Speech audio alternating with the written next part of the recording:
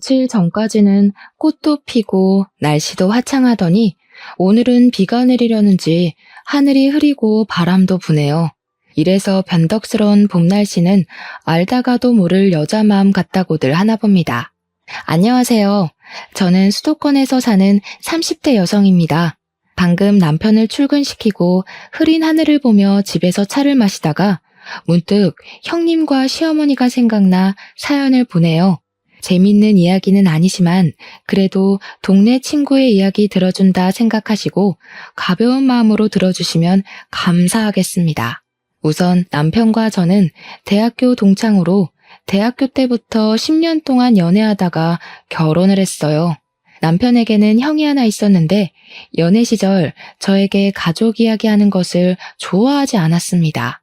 왜냐하면 어머니는 오로지 형만 챙겼고 형과 자신이 싸우면 형이 잘못했어도 동생인 자신만 혼냈다고 해요. 그래도 아버지가 가족들 모르게 맛있는 사탕이나 과자를 사주시고 아버지가 남편을 많이 예뻐해 주셨다고 합니다. 하지만 그런 아버지가 남편이 20대 중반 때 돌아가셨어요. 그때 남편과 저는 한창 연애 중이었는데 그 당시 남편은 정말 힘들어 했습니다. 남편이 말하길 아버지는 세상에서 유일한 내 편이었고 자신의 전부였다고 하며 하늘이 무너진 기분이라고까지 했어요. 그런 남편을 보며 저는 제가 남편의 진짜 가족이 되어줘야겠다고 결심했고 그로부터 몇 년 뒤 우리는 결혼을 하게 되었습니다. 결혼 후 처음으로 시댁에 간 날이었어요. 시댁에는 시어머니, 아주버님, 형님, 그리고 4살 된 조카 민호가 함께 살고 있었는데 아주버님은 회사 일 때문에 해외로 출장을 가신 상태였습니다. 아주버님은 회사에서 해외 영업부에 계셔서 해외 출장이 아주 많은 상황이었고 그래서 제 결혼식 때도 출장 중이라 오시지 못하셨어요. 형님은 앞치마를 하고 혼자 부엌에서 음식을 차리느라 바빠 보이셨습니다. 시어머니는 남편에게 오느라 고생했다며 거실에 앉으라고 하고 저에게는 형님 도와서 밥상을 차리라고 했어요. 저는 어색하게 부엌으로 가서 형님에게 뭐 도와드릴 거 없냐고 물었습니다. 딱 보면 몰라? 수저도 놓고 국도 뜨고 밥도 푸고 할 게 태산이야. 지금 나 바쁘니까 동서가 알아서 눈치껏 좀 해. 사실 상견례 날과 결혼식 날 형님의 인상이 날카로워 보이시긴 했는데 이 정도일 줄 몰랐습니다. 저는 저에게 짜증이 가득 섞여서 말씀하시는 형님에게 뭐라고 하고 싶었지만 그래도 결혼 후 처음으로 온 날인데 굳이 소란을 피우고 싶지 않아서 형님 옆에서 눈치껏 수저를 놓고 밥상을 차리고 있었어요. 식사 준비를 마치고 형님은 거실에 있는 시어머니와 남편, 그리고 아들 민호를 불렀습니다. 시어머니, 남편, 저는 식사를 시작했지만 형님은 아들 민호 밥을 먹이느라 본인 밥은 먹지도 못하시더라고요. 민호가 밥을 먹기 싫었는지 먹기 싫다고 난리였거든요. 형님은 그런 민호에게 이러면 안 된다고 하시며 밥을 억지로 먹이고 있었습니다. 네가 밥을 맛있게 만들어 봐라. 얘가 그러면 아주 못 먹어서 한달이지. 아휴, 너는 도대체 결혼한 지 몇 년이 됐는데 아직도 이렇게 간 하나 제대로 맞추지 못해? 국은 짜고 반찬들은 밍밍하고 밥물도 제대로 못 맞춰서 밥이 아니라 생쌀을 먹는 기분이구나. 엄마, 여기가 고급 한정식 집도 아니고 일반 가정집에서 이 정도면 맛있지 뭐. 갈비탕에 각종 나물까지 다 하느라 형수 혼자 얼마나 힘들었겠어. 그렇게 마음에 안 들면 엄마가 직접 간을 하시던가요. 형수도 혼자 시댁에서 살면서 이제 4살 된 민호 돌보느라 얼마나 힘들겠어요. 엄마가 형수 좀 도와줘요. 어머머, 얘 좀 봐라. 제가 일하면 얼마나 한다고 그런 소리를 하니? 옛날처럼 냇가에서 직접 방망이 두드려가며 빨래를 하는 것도 아니고 아궁이 떼서 밥을 해야 하는 것도 아닌데 요새는 버튼만 누르면 따뜻한 물 나오고 밥은 밥통이 다 해주고 빨래는 세탁기가 다 해주는데 힘들긴 뭐가 힘들어? 하여튼 요새 젊은 것들은 약해 빠졌다니까. 형님은 시어머니의 말을 가만히 듣고만 있었는데 표정은 화가 잔뜩 나 보였습니다. 시어머니의 발언에 부엌의 공기는 얼음장처럼 싸해졌어요. 어른들은 모두 표정이 굳어 있었고 오직 민호만이 밥 먹기 싫다고 짜증을 부리고 있었습니다. 저는 그런 분위기에서 밥이 더는 넘어가지 않았어요. 형님은 민호를 먹이느라 밥을 한 술도 뜨지 못하고 있었고 시어머니는 형님이 밥을 못 먹든 말든 신경도 쓰지 않고 짜다는 국을 벌컥벌컥 마시고 계셨습니다. 저는 입맛이 없어서 형님에게 제가 민호를 먹일 테니 형님 밥 좀 드시라고 했어요. 그리고 제가 민호 옆에 갔는데 민호는 아직 친하지 않은 저를 크게 경계했고 오히려 더 크게 울고 짜증을 냈습니다. 결국 민호를 먹이는 것은 다시 형님의 몫이 되었어요. 형님이 민호와 씨름을 할 동안 시어머니와 남편은 밥을 다 먹었고 시어머니는 남편을 데리고 거실로 나갔습니다. 시어머니는 거실로 나가면서 빨리 과일을 내오라고 했어요. 저는 형님은 밥을 하나도 드시지 못했으니 형님 식사하시라고 하고 제가 과일을 깎으려고 했지만 주방에 과도와 쟁반이 어디에 있는지 보이지 않았습니다. 결국 형님이 일어나서 과도와 쟁반 그리고 과일을 꺼내서는 그냥 본인이 할 테니 밥상만 좀 치워달라고 했어요. 제가 형님에게 식사는 더 하지 않으시냐고 물어보니 형님은 저를 매섭게 째려보시면서 내가 지금 밥이 넘어가게 생겼냐고 하셨습니다. 저는 진심으로 형님을 돕고 싶었는데 형님은 자꾸 저에게 화만 내셨어요. 자꾸 저에게 화만 내는 형님, 그리고 며느리에게는 박하게 하시는 시어머니를 보며 앞으로의 결혼 생활이 진심으로 걱정되었습니다. 그날 시댁에서 나와 집으로 가면서 남편에게 형님은 어떤 분이시냐고 물었어요. 형님은 아주버님과 회사에서 만났고 원래는 형님과 아주버님 둘이 살며 같이 회사에 다녔다고 합니다. 결혼 후 한 달 정도 지났을 때 임신을 했었는데 그 당시 회사에 일이 엄청 많아서 형님은 회사에 자신의 임신 사실도 말하지 않은 채 무리해서 일했어요. 그러다 아기가 유산이 되어버렸고 몸과 마음이 많이 지친 형님은 오래 다녔던 회사를 관두게 되었습니다. 그 뒤로 아주버님과 형님은 다시 아기를 갖기 위해 노력을 했고 다행히 바로 아기가 생겼는데 그 아기가 바로 민호였어요. 이렇게 민호가 태어나고 얼마 지나지 않아 시아버지가 돌아가셨고 아주버님은 그 뒤로 해외 출장이 많아졌습니다. 아주버님은 혼자 계신 시어머니 그리고 밤에 민호와 형님만 집에 있는 것이 걱정되어서 형님에게 시어머니를 모시고 살자고 했다고 해요. 형님 역시 시아버지가 돌아가시고 시어머니가 너무 힘들어하시는 것 같아 걱정되었다며 흔쾌히 합가하겠다고 해서 형님과 시어머니는 같이 살게 되었습니다. 이때까지는 형님은 정말 잘 웃고 아주 밝은 사람이었다고 해요. 그런데 형님과 시어머니와 같이 산 지 한 달 정도 지났을 때부터 형님은 표정이 점점 어두워졌고 힘들어했다고 합니다. 집에 갈 때마다 아주버님은 출장을 가 있고 형님은 민호도 보고 집안일도 하느라 너무 지쳐 보여서 남편이 시댁에 한 번씩 가 민호와 놀아주거나 집안일이라도 도와주려고 했지만 그때마다 시어머니는 남자가 무슨 집안일이냐며 절대 못하게 하셨다고 해요. 그러면서 시어머니는 형님에게 둘째 아들이 왔으니 제대로 밥을 먹여야 한다며 평소보다 더 많은 음식을 준비하게 시켰습니다. 남편은 조금이라도 도움을 주러 갔는데 오히려 자신이 가면 형님의 일거리가 더 늘어나는 것 같아 편하게 가지도 못하고 도움도 주지 못했다고 해요. 남편의 이야기를 들으니 형님이 왜 그리 쌀쌀맞고 날카롭게 이야기하는지를 알 것 같았습니다.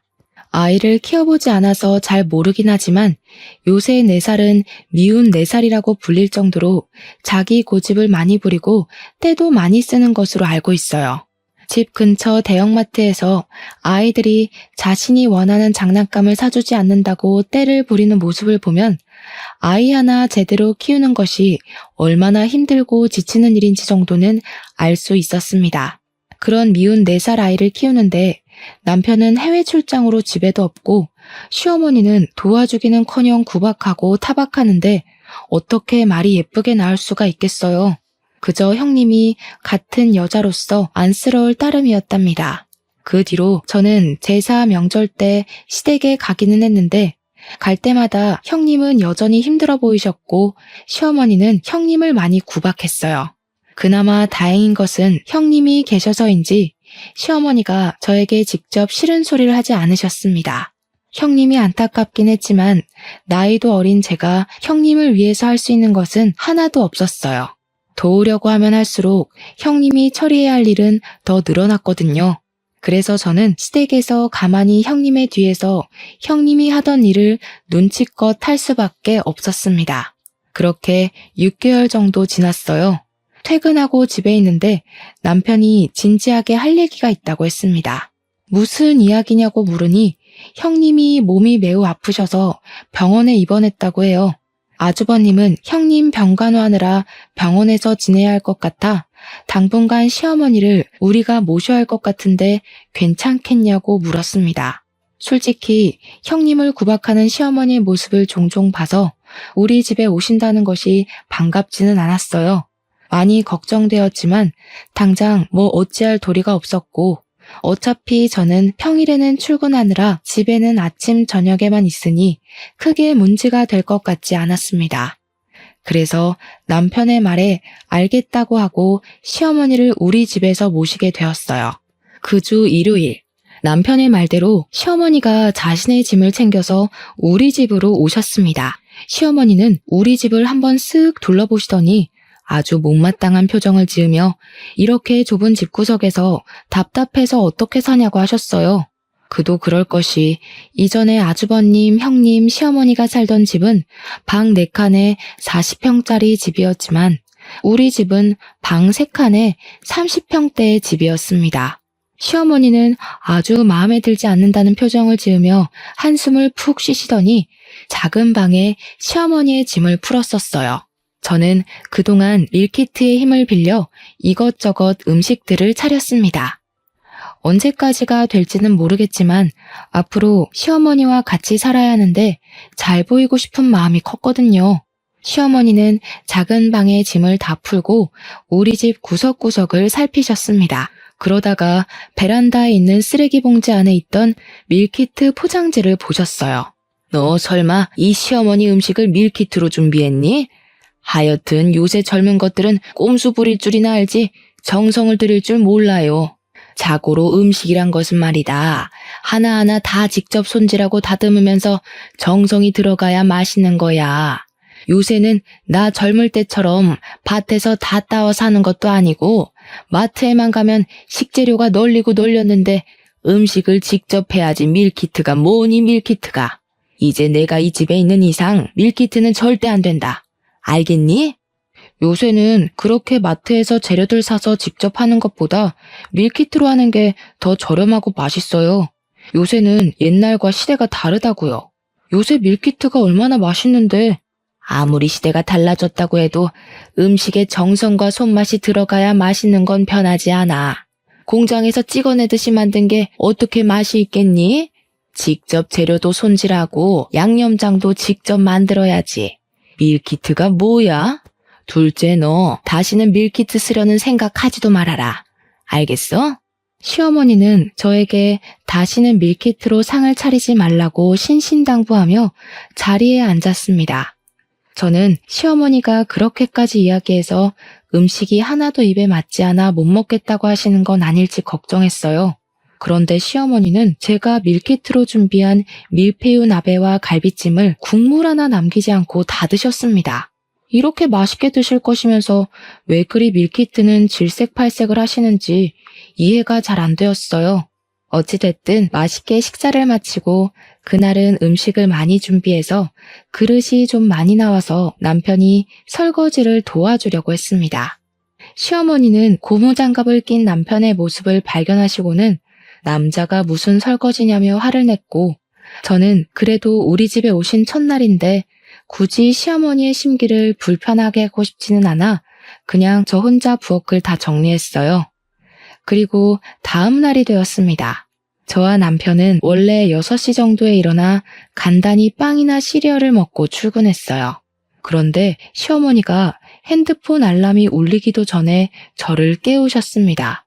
너무 이른 시간인 것 같아 시계를 보니 아직 새벽 5시였어요. 겨울로 난 여자가 아직도 그렇게 잠을 자고 있어? 얼빠진 년 같으니라고 빨리 일어나서 밥 안 해? 5시밖에 안 됐는데 웬 밥이야. 그리고 희주도 회사에 출근해서 일해야 하니까 지금 자야 해. 괜히 희주 깨우지 말고 정 배고프면 엄마가 알아서 밥 해 드세요. 우리는 빵이랑 시리얼 먹으면 되니까.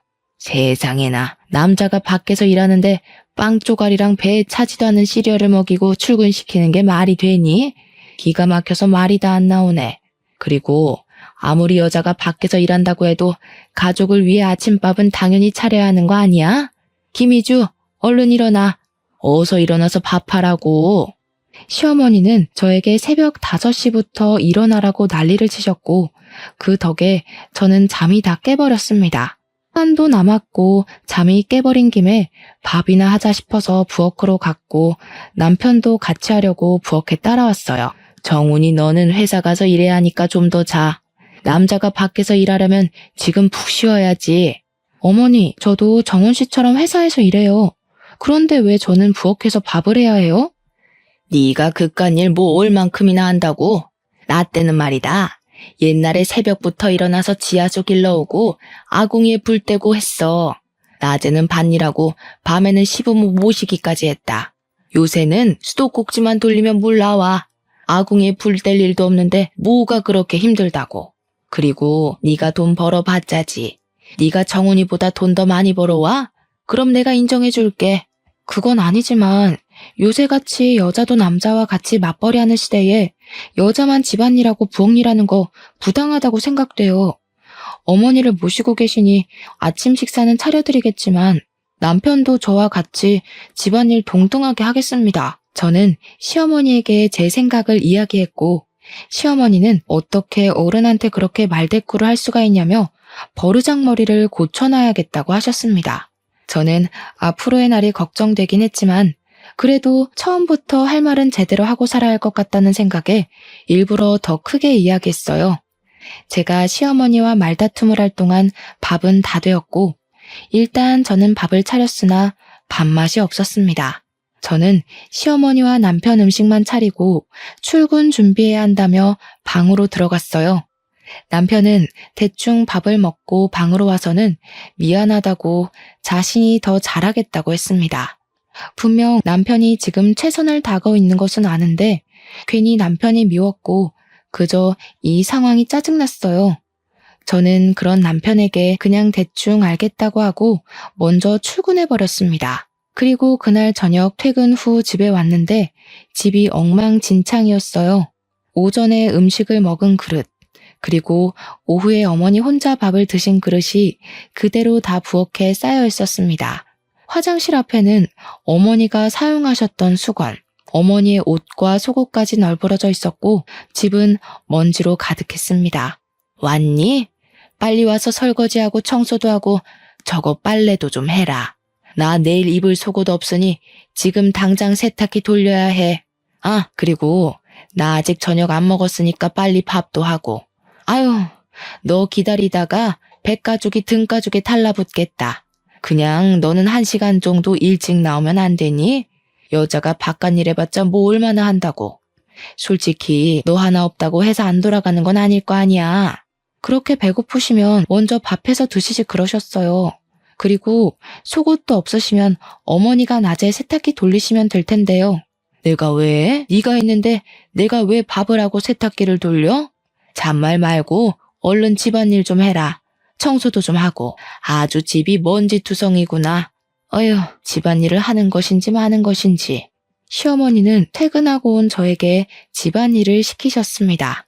잠시 후 남편이 퇴근해서 집안 상태를 보고 깜짝 놀라 자신이 청소라도 하려고 했지만 시어머니는 바깥일 하고 온 사람이 어떻게 집안일을 하냐며 남편은 손 하나 움직이지 못하게 했어요. 저는 정말 속에서 천불이 났지만 이러다 말겠지 싶어 일단 참고 집안일을 했습니다. 그렇게 이틀이 지났어요. 새벽 5시부터 일어나 밥하고 퇴근하고 와서는 청소, 밀린 설거지, 빨래까지 하느라 밤 10시까지 쉴 틈이 없었습니다. 고작 이틀이었지만 너무 힘들고 회사에서도 일하다가 졸기까지 했어요. 그래서 그날은 퇴근하자마자 청소고 뭐고 아무것도 못하고 그냥 침대에 그대로 뻗었습니다. 퇴근한 제가 큰 방에 들어가서 나오지 않자 시어머니는 큰 방 문을 벌컥 열고 저를 깨워 얼른 일어나라고 했어요. 저는 이대로 가다가는 죽겠다 싶어서 시어머니한테 저도 일하고 와서 힘드니 오늘은 쉬겠다고 했습니다. 시어머니는 네가 뭐가 힘드냐고 큰 소리 치셨고 그때 남편이 퇴근하고 집에 왔어요. 남편은 이 상황을 보고 희주가 몸이 10개도 아닌데 일하고 와서 집안일까지 하려면 얼마나 힘든지 엄마가 아느냐고 하자 시어머니는 이게 여자한테 홀라당 넘어가서 정신 나간 소리 한다며 예전에는 아픈 시부모 병시중도 들고 뗄감도 떼우고 밭일도 하고 집안일도 혼자 다 했다며 이 정도 해도 네 마누라 안 죽는다고 하셨습니다. 저는 집에서 마음 편히 쉬지 못하는 이 상황이 너무 답답해서 그냥 집 밖으로 나갔고 남편 역시 저를 따라 나왔어요. 제 뒤를 쫓아나가는 남편에게 시어머니는 멍청한 놈이라며 손가락질을 하셨습니다. 집 앞 공원에서 남편에게 도대체 형님은 어디가 얼마나 아프시길래 시어머니를 우리 집으로 보냈냐며 하소연을 했어요. 남편은 자기가 형한테 잘 말해서 대책을 마련해 보겠으니 조금만 기다려달라고 했습니다. 다음날 외근을 갔다가 차 타고 회사로 복귀하는 길에 시내에 있는 형님을 봤어요. 그런데 형님이 평소와는 다르게 예쁘게 차려입고 친구들로 보이는 사람들과 신나게 시내를 걷고 있습니다. 분명히 많이 아파서 시어머니도 우리 집으로 보냈는데 길에서 그러고 있는 모습을 보니 진짜 아픈 사람이 맞나 하는 생각이 들었어요. 저는 시어머니가 오신 뒤로 새벽 5시부터 일어나서 밥하고 퇴근하자마자 쉬지도 못하고 각종 집안일에 시달리고 있는데 형님은 친구들과 함께 아주 좋은 시간을 보내며 다니고 있더라고요. 그 모습을 본 저는 왠지 모르게 형님에게 배신감이 느껴지고 화가 났습니다. 그래서 그날 퇴근 후 저는 형님한테 전화해서 잠깐 만나자고 했어요. 형님은 지금 병원에 있어서 나가기 힘든데 무슨 일이냐고 하셨습니다. 저는 형님에게 거짓말하지 말라고 낮에 형님과 친구들과 시내에서 돌아다니시는 것 다 봤는데 무슨 병원이냐고 했어요. 형님은 못 믿겠으면 병원에 와보라며 형님이 계신 병원과 호수를 알려주었습니다. 그곳에 갔더니 형님이 오후와는 다르게 창백한 얼굴로 누워 계셨어요. 그렇게 누워있는 형님에게 차마 따지지는 못하겠고 어디가 얼마나 아프신지 물었습니다.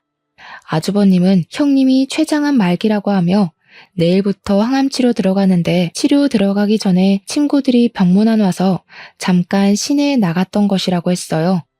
알고 보니 형님의 친구들이 암 진단 소식을 듣고 항암 치료를 시작하려면 머리카락이 많이 빠질 것이고 당분간은 외출도 하기 힘들 테니 본격적인 치료 전에 예쁜 옷을 입고 꾸미고 시내 구경하자 그래서 오후에 잠깐 나갔던 것이었습니다.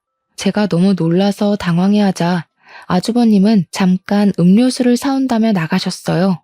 그전에는 제가 너무 흥분된 상태라 잘 몰랐는데 자세히 보니 형님은 황달기가 심해 보였고 눈 흰자위도 노랬습니다. 그런 형님을 보니 안쓰러웠고 괜히 눈물이 났어요. 울긴 왜 울어, 동서. 사실은 나 지금이 가장 행복해. 진호를 못 보는 것이 슬프기는 하지만 아무 생각 없이 지겨울 정도로 누워서 자고 시간 되면 알아서 밥도 나오고 남편도 출장도 미루고 항상 내 옆에 있으면서 너무 잘해줘. 무엇보다 어머니 잔소리 안 들어도 되고 말이야. 동서는 요새 힘들지? 내가 미안해. 형님의 말을 들으니 그동안 시어머니를 모시고 살면서 얼마나 힘들었으면 암에 걸린 지금이 가장 행복하다고 말할까 하는 생각이 들었습니다. 행복하다는 말 한마디에 그동안 힘들고 마음고생했던 모든 순간이 다 담긴 것 같아 눈물이 주체할 수 없을 정도로 펑펑 나왔어요. 저는 형님의 손을 잡고 그저 울었습니다. 그리고 형님과 이런저런 이야기를 나누다가 시간이 너무 오래된 것 같아 병원에서 나왔어요. 집으로 향하는 길에 이미 퇴근해서 집에 있는 남편에게 전화해서 형님의 상태를 말해줬습니다. 남편은 형이 말을 안 해줘서 몰랐다며 대충 아픈 것만 알았지 그 정도인 줄은 몰랐다고 했어요. 그러면서 형과 통화 한번 해봐야겠다고 하고 전화를 끊었고 저는 바로 집으로 향했습니다. 집에 갔더니 시어머니가 심술이 잔뜩 난 표정으로 거실에 있었어요. 지민이 그년이 어디가 어떻게 아프다니? 아니 젊은 년이 도대체 어디가 얼마나 아프길래 병원에 그리 누워있어? 하여튼 약해 빠져서 뭐 어디에 써먹을 수나 있겠니? 엄마 내가 이야기했잖아. 형수 지금 췌장암 걸렸다고. 암 환자한테 그게 할 소리야? 암? 옛날이야 죽을 병이지 요새는 약만 먹으면 다 나아. 얼마 전에 내 친구도 갑상선암 걸렸었는데 싹 다 나서는 이번에 중국으로 여행을 간다더라. 요새 같은 시대에 그깟 암 가지고 유세는. 시어머니는 아프다는 형님 걱정은커녕 오히려 약해 빠졌다고 더 크게 뭐라고 했습니다. 시어머니의 그런 뻔뻔한 모습을 보니 그동안 시어머니가 형님을 얼마나 못살게 굴었을지 상상이 갔어요. 그날 밤 저는 형님 생각에 너무 마음이 아파 울다가 잠이 들었습니다. 다음날 새벽 5시가 되니 어김없이 시어머니가 밥하라고 저를 깨웠어요. 하지만 저는 전날 너무 울어서인지 모르겠지만 일어나기가 너무 힘들었고 그 모습을 본 남편이 저에게는 더 잘하고 하며 자기가 하겠다고 부엌으로 갔습니다. 시어머니는 밖에서 일해야 하는 남자가 무슨 부엌에서 일하냐고 하시며 세상 말세라고 소리를 질러대셨습니다. 제발 좀 그만 좀 해요. 형수도 모자라 희주까지 병에 걸려야 속이 시원하시겠어요? 계속 그렇게 희주 괴롭히면 여기서 나가요 그냥. 이놈 보소. 내가 너를 어떻게 키웠는데 어떻게 엄마를 내쫓을 생각을 해? 네가 그러고도 인간이야? 엄마가 나를 어떻게 키웠는데? 나 차별하면서 키웠잖아. 항상 형 밥그릇에는 계란 프라이나 햄이 있었지만 나한테는 단 한 번도 없었어. 아버지 재산도 다 형한테만 주고 나한테는 돈 한 푼도 안 주셨으면서 나에게 무슨 대접을 받고 싶어서 이 난린데? 지금 많이 참고 있으니 더는 제발 희주 괴롭게 하지 마. 한 번만 더 이런 식으로 우리 괴롭게 하면 이 집에서 쫓아버릴 테니까 그럴 줄 알아요. 밥은 안 쳐놨으니 알아서 국 데워서 드세요. 희주는 밖에서 아침 먹을 거야. 희주야, 얼른 출근 준비해. 남편은 그동안 하지 못했던 말들을 다 내뱉고는 출근 준비한다고 방으로 들어왔습니다. 저는 일단 남편과 함께 출근 준비를 하고 평소보다 일찍 나와 집 근처 국밥집에 갔어요. 국밥을 먹으며 남편은 저에게 미안하지만 당장 어찌할 방법이 없으니 조금만 참아달라고 했습니다. 자기가 어떻게든 대책을 마련해 보겠다면서요. 그리고 자기도 우리 엄마가 이렇게까지 할 줄은 몰랐다며 눈물을 보이는데 남편이 짠하고 불쌍해 보였습니다. 그동안 저와 어머니 사이에서 얼마나 마음고생을 했는지 눈에 훤히 보이더라고요. 그런 남편을 봐서라도 저는 조금 더 참아보기로 했습니다. 그날은 퇴근하고 와보니 집이 정리되어 있었고 남편도 퇴근해 있었어요. 남편이 일부러 1시간 일찍 퇴근해서 집 청소를 하고 있었고 시어머니는 남편에게 왜 네가 이런 하찮은 일을 하냐며 집안일은 며느리 시키면 되니 하지 말라고 했습니다. 그러든 말든 남편은 혼자 청소하고 빨래하고 밥까지 해놨고 저는 제 생각을 해주는 남편에게 너무 고마웠어요. 그 뒤로도 시어머니는 새벽 5시에 저를 깨우기는 했지만 남편은 저와 함께 일어나 식사 준비를 하고 집안일도 했습니다. 물론 시어머니는 정말 못마땅해 했지만 남편이 계속 이러면 집에서 쫓아낼 것이라고 난리를 쳐서 그런지 가만히 계셨어요. 그리고 저는 시간이 날 때마다 형님 병원에 찾아갔습니다. 형님은 제가 갈 때마다 몸이 더 야위시고 힘들어 보였지만 제가 가면 반갑게 맞이해 주셨어요. 하루는 형님이 저에게 그동안 정말 미안하다고 하셨습니다. 제가 무슨 소리냐고 했더니 사실 처음부터 제가 여동생 같고 좋기는 했지만 시어머니 모시고 말썽꾸러기인 4살 아들까지 키우니 너무 힘들어서 말이 뾰족하게 나갔다고 했어요. 그게 항상 마음에 걸렸다고 하시며 싫어서 그런 건 아니었으니 혹시 서운한 마음 있었으면 풀라고 하셨습니다. 저는 사실 처음에는 형님이 좋지는 않았지만 시어머니와 같이 살아보니 형님의 마음을 알겠다고 하며 그동안 아이도 키우고 어머니도 모시고 사느라 정말 힘드셨겠다고 했어요. 형님은 제 말에 빙긋이 웃으시더니 아프긴 해도 마음은 가장 편하다며 지금 죽어도 여한이 없다고 하셨습니다.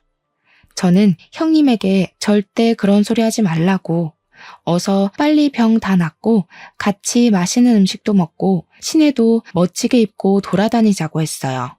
형님은 제 말에 꼭 그러자고 하며 환하게 웃으셨습니다. 그리고 다음 날 제가 정말 듣기 싫었던 소식이 들렸어요. 형님이 돌아가셨다는 문자가 왔습니다. 저는 회사에서 일하다가 형님이 돌아가셨다는 소식에 바로 장례식장으로 달려갔어요. 아주버님과 형님의 친정 가족들은 다들 장례식장에서 오열하고 있었습니다. 저는 형님께 마지막 인사를 드리고 형님의 친정 가족들에게도 인사를 드렸어요. 그리고 장례식 둘째 날인 다음 날, 저와 남편은 아침부터 가서 형님의 가족들을 도와드렸습니다. 한창 도와드리는데 시어머니가 오셨어요.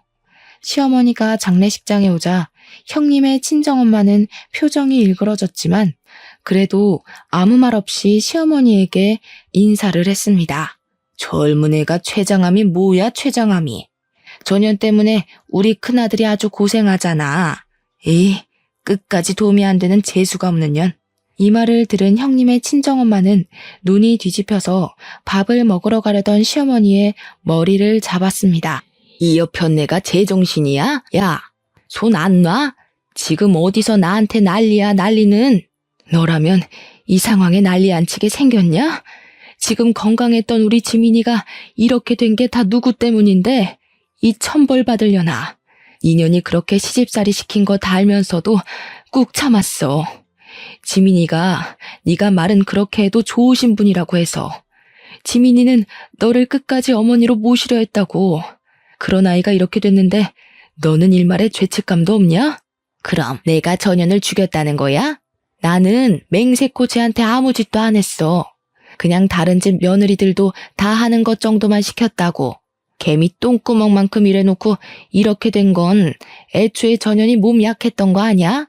애초에 몸도 좋지 않던 니들 딸년을 우리 집에 시집 보낸 거 아니냐고. 그래, 그거네. 이거 완전 사기 결혼이야, 사기 결혼. 제발 좀 그만해. 엄마가 지민이 그렇게 달달 볶지만 않았어도 이렇게까지 되지는 않았어. 너까지 나한테 그러는 거야? 내가 도대체 뭘 어쨌다고 그래. 나 참 억울해서 살 수가 없다 살 수가. 그냥 나가. 나가라고 제발. 아주버님은 끝까지 뻔뻔한 시어머니에게 나가라고 장례식장에서 쫓아냈습니다. 시어머니는 아주버님의 손에 이끌려 악을 쓰며 장례식장에서 쫓겨났어요. 시어머니가 간 뒤 아주버님은 다시 오셔서 형님의 친정 식구들에게 죄송하다고 90도로 인사하며 사죄했습니다. 친정 식구들은 그런 아주버님을 보며 이게 어떻게 자네 잘못이겠냐며 그저 어깨를 토닥여주고 말았어요. 다음 날 형님은 화장장에서 한 줌의 재가 되어 납골당에 안치되었습니다. 이렇게 형님의 장례식이 마치고 저와 남편은 지친 몸을 이끌고 집에 왔어요. 집에 왔더니 시어머니는 여전히 자신의 잘못을 뉘우치지 못한 채 저희에게 뭐라고 하셨습니다.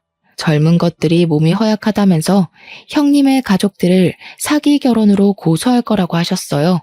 그렇게 혼자 한참을 중얼거리며 화를 내더니 저에게 얼른 집 정리하고 밥 차리라고 하셨습니다. 집을 보니 제가 장례식에 있는 동안 한 번도 청소하지 않았고 그동안 밥 먹은 것은 다 그대로 식탁에 있었고 설거지거리도 쌓여 있었어요. 저는 싸우고 뭐 할 기운도 없어 밥을 차리려는데 남편이 갑자기 어머니 방으로 가더니 어머니의 짐을 챙겼습니다. 이게 지금 뭐 하는 짓이냐? 왜 내 짐을 챙겨? 그냥 나가세요. 제발 우리 앞길 막지 말고 나가시라고요. 이게 상가집 갔다가 귀신이 들렸나? 갑자기 이게 뭔 짓이야? 내가 형수 장례식 보면서 무슨 생각이 들었는지 알아요? 이러다가 우리 희주도 엄마 때문에 죽겠구나 싶었어. 근데 나는 희주 없으면 못 살아. 한날 한시도 못 산다고. 엄마가 그러고도 사람이야? 나는 이런 사람이 내 엄마인 게 너무 불쾌하고 너무 싫어. 나가, 그냥 나가. 나 혼자 어디 가서 살라는 거야. 그게 말이 돼? 왜 못 살아? 엄마가 한두 살 먹은 애도 아니고. 아버지 사망보험금 다 그대로 있잖아. 그 돈으로 월세방을 구하든 찜질방에 가든 알아서 하시라고요. 나는 엄마랑 같이 못 살아. 나가. 남편은 시어머니의 짐을 다 챙겨서 밖에 던져버리고 시어머니도 쫓아내버렸습니다. 네가 날 쫓아내면 갈 곳 없을 줄 아냐? 난 지훈이네 집에 가면 되지 뭐. 이제 2번 다시는 나 찾지 마라. 나도 너 내 아들로 생각 안 할 테니까 우리 연 끊고 살자. 시어머니는 끝까지 큰 소리 뻥뻥 치며 갔습니다. 남편은 혹시 다시 찾아올 수도 있으니 현관 비밀번호까지 바꾸자고 했어요. 그날 밤 저와 남편이 자고 있는데 누가 우리 집 현관문을 두드리고 도어록을 자꾸 눌렀습니다. 도둑인가 싶어서 남편을 깨워서 같이 나가보니 시어머니였어요. 시어머니가 아주버님 집으로 갔지만 아주버님 집에서도 쫓겨나서 다시 우리 집에 오신 것입니다. 시어머니는 문이 안 열리자 저에게 전화했어요. 전화를 받아보니 어떻게 나간 지 하루도 안 돼서 비밀번호를 바꾸냐며 너희들이 그러고도 사람이냐고 했습니다. 아까 영 끊고 살자고 한 게 누군데 하루도 못 가서 이렇게 찾아와요? 여기 있어도 절대 문 열 생각 없으니 엄마 혼자 알아서 방 구해서 사세요. 우리 집에 며느리년들이 잘못 들어와서 집에 재수가 없어졌어. 이래서 집에 사람은 잘 들어와야 하는데 큰 년은 비리비리해서 죽어버리고 작은 년은 어른 무서운 줄도 모르고 아유 내 팔자야 내 팔자야. 다시 지훈이네 집으로 가야겠다. 몹쓸 놈들. 너희들끼리 잘 먹고 잘 살아라. 시어머니는 다시 아주버님 집으로 간다고 했습니다. 그리고 몇 분 후 밖에서 끼쿵 소리가 들렸어요. 저와 남편은 뭔가 불길한 예감이 들어 나가보았습니다. 나가보니 아파트 단지 앞 큰 길가에 자동차 한 대가 서 있었고 시어머니가 길에 누워 계셨어요. 시어머니가 교통사고에 당한 것입니다. 우리는 깜짝 놀라 바로 119를 부르고 아주버님께도 연락했어요. 병원으로 간 시어머니는 수술을 받은 후 계속 의식 없이 누워 계시다가 이틀 만에 눈을 뜨셨습니다. 그런데 눈을 뜨자마자 하시는 소리가 누구세요? 였어요. 아주버님, 저 남편 모두를 못 알아보시고 시어머니 자신의 이름도 몰랐습니다. 의사 선생님의 말씀으로는 시어머니가 사고 때 머리를 다쳐 기억상실증에 걸렸다고 했어요. 시어머니는 충격으로 모든 것을 다 잃어버리신 것입니다. 의사 선생님은 경과를 지켜보자고 하며 일단 기억이 다시 돌아올 때까지 기다리자고 했어요. 하지만 2달이 지나도록 시어머니의 기억이 돌아오지 않았고 더는 병원에서도 딱히 할 것이 없어서 일단 우리 집으로 모셔왔습니다. 아주버님 집으로 갈까 했으나 아주버님은 해외 출장이 예정되어 있어 다시 우리 집에 오셨어요. 모든 기억을 잃은 시어머니는 예전과는 확연히 달랐습니다. 여전히 새벽 5시에 일어나시기는 했지만 저와 남편을 깨우지는 않았어요. 조용히 혼자 부엌에서 냉장고에 있는 음식들을 드셨습니다. 그러다가 저와 남편이 일어나면 시어머니는 죄송하다고 하며 손을 싹싹 빌었어요. 이전에 막말하던 시어머니의 모습은 온데간데 없고 겁을 잔뜩 먹은 아이처럼 변했습니다. 저와 남편은 집에 시어머니만 두기가 불안했지만 회사에 출근해야 하기에 어쩔 수 없이 시어머니만 혼자 집에 두고 출근했어요. 하루는 퇴근하고 왔는데 온 집안에 탄내가 진동하는 것입니다.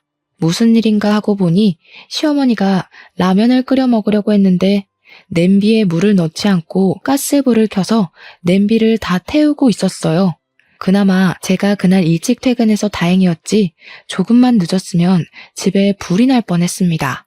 시어머니는 제 앞에 무릎까지 꿇고 잘못했다고 비셨어요. 저와 남편은 더는 안 되겠다 싶어 우리 집 근처의 치매 요양원으로 시어머니를 보냈습니다. 그 치매 요양원은 이 지역에서 시설도 꽤 크고 좋다고 소문난 곳이었어요. 그곳에 모시고 우리는 주마다 시어머니를 뵈러 갔습니다. 시어머니는 여전히 자신의 이름도 모르고 우리를 알아보지 못하고 우리 얼굴을 보면 잘못했다고 비셨어요. 같은 병실의 할머니들은 시어머니에게 자기 이름도 모르는 바보라고 하며 시어머니를 무시하고 구박했습니다. 예전 같으면 크게 화를 내며 욕을 했겠지만 지금의 시어머니는 무조건 사람들에게 잘못했다고 하며 사과를 하고 다녔어요. 그러던 어느 날 시어머니를 돌보던 간병인이 지민이라는 분이 누구냐고 했습니다. 저의 형님 이름인데 어떻게 아셨냐고 했더니 시어머니가 밤마다 잠을 제대로 못 자고 식은땀까지 흘리며 악몽을 꾸는 것 같다고 했어요. 그런데 그때마다 밤새 지민이란 이름을 그렇게 부른다고 합니다.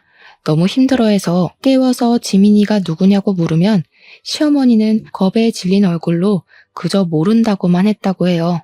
시어머니의 꿈 내용이 뭔지는 모르겠지만 아마 형님이 원한을 품고 시어머니의 꿈에 나오지 않았나 하는 생각이 들었습니다. 불과 얼마 전까지만 해도 막말을 서슴지 않고 하던 시어머니가 이렇게까지 약한 존재가 되어버리니 안쓰럽기도 하고 한편으로는 인과응보라는 생각도 들었어요. 시어머니는 그 뒤로도 잠도 잘 못 자고 병실에서도 할머니들께 구박당하고 무시를 당했습니다. 요양원을 옮길까도 생각했지만 주변에 이만큼 시설 좋고 의료진들이나 간병인들이 좋은 요양원은 없어서 어쩔 수 없이 그냥 모셨어요. 그리고 시어머니는 요양원에 들어간 지 6개월 뒤 밤에 지민이를 부르며 악몽을 꾸시다가 갑작스러운 심장마비로 돌아가셨습니다. 시어머니는 그렇게 형님에게 모질게 대하더니 결국 형님에게 제대로 된 사과도 못하고 한순간에 돌아가셨어요. 부디 하늘에서는 형님을 만나 제대로 된 사과를 하시고 두 분이 좋은 고부관계가 되었으면 좋겠습니다. 시어머니의 장례 후 저와 남편은 다시 신혼때로 돌아간 것처럼 좋아요. 마음이 편해져서 그런지 아기도 생기게 되었습니다. 아직 입덧 중이라 너무 힘들지만 그래도 우리의 이세가 태어날 생각을 하니 너무 기쁘네요. 요새 남편은 저 대신에 집안일 하느라 힘들다고는 하지만 그래도 행복하다고 합니다. 아주버님은 아직 혼자이시긴 한데 해외 출장 다니느라 너무 바쁘세요. 그래도 한국에 오실 때마다 꼭 우리 집에 들르셔서 선물을 잔뜩 가지고 오십니다. 시어머니가 돌아가신 후로 아주버님 남편 그리고 저는 서로 더 자주 연락하고 끈끈한 가족의 정을 나누고 있어요. 저에게 있어 시어머니는 정말 끔찍한 분이셨지만 그래도 그분으로 인해 이렇게 좋은 가족들이 생길 것 같기도 합니다. 그리고 형님 역시 처음에는 날카롭고 예민한 분으로 오해했지만 알고 보니 너무 좋은 분이셨어요. 형님이 하늘에서는 아프지 않고 항상 웃을 일만 가득하셨으면 좋겠습니다. 저의 사연은 여기까지입니다. 봄 날씨가 변덕스러워서 요새 감기 걸리시는 분이 많은 것 같아요. 다들 건강 조심하시고 날씨는 흐리지만 마음은 행복 가득한 날이 되시길 바랍니다. 들어주셔서 감사합니다.